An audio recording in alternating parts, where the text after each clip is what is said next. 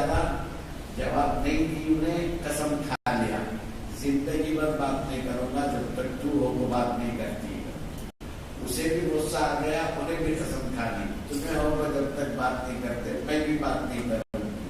اور ایک دن کے بعد غصہ اتر جاتا. کون تو بھی بات کرنا، بات کرے تو قسم ٹوٹتی ہے، قسم ٹوٹے تو کفارہ دینا پڑتا ہے.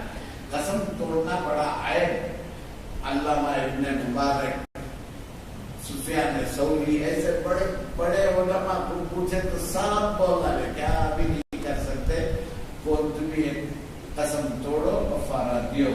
حضرت امام ابو حنیفہ کے پاس وہ بیچارہ گیا، پورا سندر کو جہاں تو بات کر رہے کہ ابھی کفارہ دینے کی ضرورت نہیں.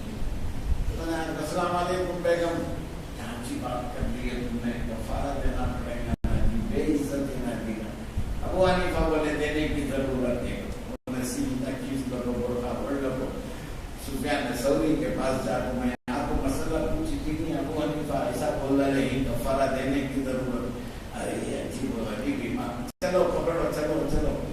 علماء کی جماعت بن گئی ہے، سب سے زیادہ علماء جمع ہو گئے ہیں امام ابو حنیفہ کے پاس اعتراض کرنے کے پہنچے. سب کیا بولے، ایسا بولے کیا کیا ہوا بول، کیا بھی نہیں لڑائی شروع ہوئی ہماری. بچہ پوچھا کرتے باپ سے، ابا جان جنگ کیسے ہوتی ہے؟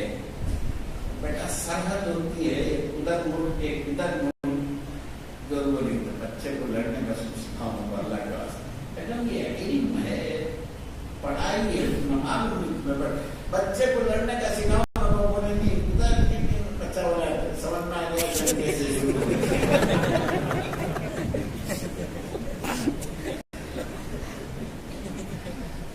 بہانا ڈھونڈتے لڑنے کے واسطے. چلیے اب امام ابو حنیفہ پوچھے کیا ہوا بولنا.